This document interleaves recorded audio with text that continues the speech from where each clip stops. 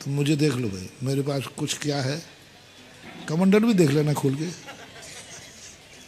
कुछ भी नहीं, और तुम्हारे पास सब कुछ है बेटा।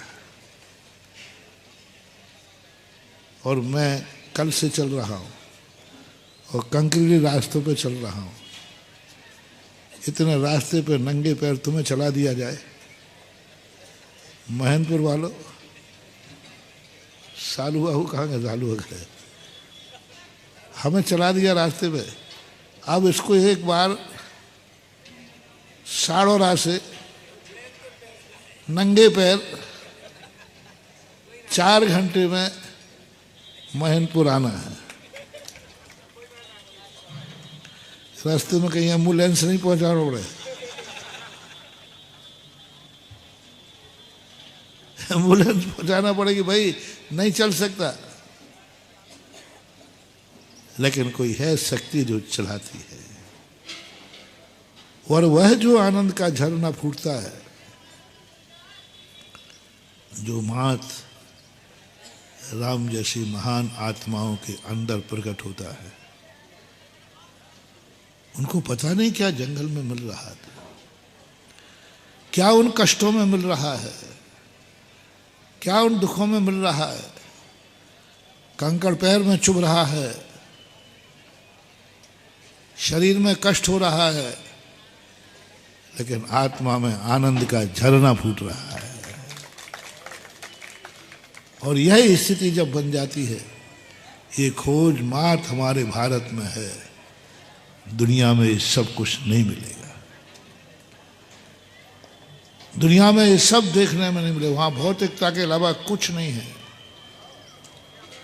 इसलिए अपनी जिंदगी को परमात्मा के निकट जाने के लिए परमात्मा का जीवन देखो, कि उन्हें कुछ जीवन में जाकर के हम थोड़ी थोड़ी सी दुख में रो पड़ते हैं, थोड़ी थोड़ी सी हमारी बातें कोई छीन ले तो हम भाई से भी झगड़ा, थोड़ी सी, ज़्यादा नहीं, थोड़ा सा, एक वस्तु, एक खेत, एक दुकान, कौन छीन रहा है? दुश्मन नहीं, नाम बोल दो ना, भाई। थोड़ी सी वस्तु कौन नहीं दे पा रहा है? पिताश्री। जो मकान, जो दुकान, जो खेत तुझे चाहिए था, पिताजी ने नहीं दिया, तो तुम्हारे पिताजी के प्रति क्या भाव आते हैं? क्या पाओगे तुम परमात्मा को? क्या मिलेगा इन परमात्माओं का आशीर्वाद? थोड़ा सा, मां, ज्यादा गड़बड़ नहीं हुआ, दिया तो तुम्हें भी था, पर थोड़ा सा, उतने में तुम पिताजी को कोर्ट में खड़ा कर दोगे, उतने में पिताजी को कहे, पता नहीं क्या क्या कहोगे, वो मैं नहीं बोल पाऊंगा, तुम ही बोल पाओगे अच्छे से। कितने गंदे शब्द पिताश्री के प्रति बोलोगे, कितने बुरे भाव माता के प्रति करोगे। और भाई को तो कहो हाथापाई पे उतर जाओ तो कोई बड़ी बात नहीं है। एक छोटी सी कारण से हमें इतना सब सुख खत्म कर दिया, एक छोटी सी वस्तु में। और देखो, मर्यादा पुरुषोत्तम राम जो हमारे आदर्श हैं, पूरा राज्य उनकी माँ ने ले लिया और उसी माँ के पैर पड़ करके आशीर्वाद ले लिया। क्या सुख नजर आया उनको, बात समझ में नहीं आई। पहले बताओ, आप बुद्धिमान हो कि रामचंद्र जी बुद्धिमान थे? नहीं महाराज, वो उनमें बुद्धि कम हो गई। बहुत बुद्धिमान थे महानुभाव, बहुत ज्ञानी थे, पर कभी सोचना क्या नजर आया, पूरा राज्य छोड़ दिया।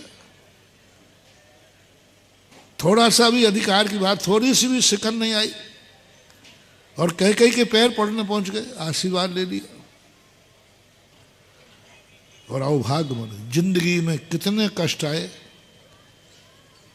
कितने कष्ट आए 14 वर्ष में। एक बार मुझे, आप रामायण को अच्छी तरह पढ़ना, अब मैं जो कह रहा हूँ ऐसे पढ़ना। एक बार रामचंद्र जी ने कैकई को कब कोसा, इस कैकई की बदौलत है जो एक बार ढूंढ के दिखाओ तो। सारे कष्ट कैकेयी के कारण हुए कि नहीं? पर कष्टों के समय एक बार कहा हो, कैसी माँ दुष्ट है मेरी कैकेयी, इसके कारण एक बार भी नहीं। मन में भाव नहीं आया, एक बार भी कोसा नहीं कि माँ ने ऐसा क्यों किया मेरे साथ। देखो दुख के पहाड़ टूट पड़े। यहां तक नौबत आ गई कि लक्ष्मण की बेहोशी पर मरने का भी भाव कर लिया, तो भी है। ये है सुख पाने का रास्ता। यहां से जाती हैं पगडंडियां,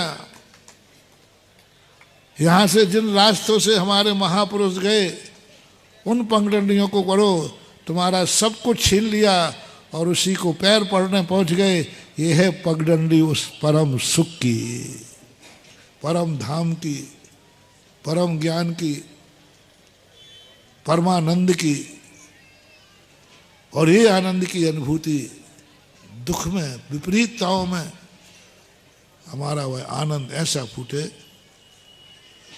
समय काफी हो गया है, हो रहा है। रास्ता तो जैसा था तो आनंद ही आनंद था, लेकिन मेरा मन इसलिए कर रहा है, जो आनंद मैंने लिया है, एक बार महेंद्रपुर वाले भी नंगे पैर चलकर साड़ौरा तक जाएं, मैं साथ नहीं रहूंगा तब। मेरे साथ तो चलोगे। उसके बावजूद भी तुम्हें आनंद आए कि महाराज को इसमें क्या आनंद आता होगा, क्यों नहीं गाड़ी का प्रयोग कर लेते, क्यों नहीं जूते पहन लेते, क्यों नहीं पहन लेते।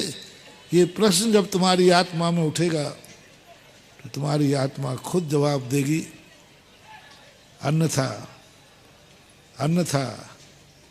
मगरमच्छ के समान पानी में रह रहा और क्या मांग रहा है? एक लोटा पानी। अपने अंदर की एक वैभव उद्घाटित करना है। अपने आत्मा में सारा आनंद भरा पड़ा है। इतने कह के ब्रह्म महावीर भगवान की जय हिंद। दोस्तों, अगर आपको मेरी वीडियो अच्छी लगती है तो प्लीज़ मेरे चैनल को लाइक, शेयर, सब्सक्राइब करिए और इसी तरह से अपना प्यार देते रहिए। धन्यवाद।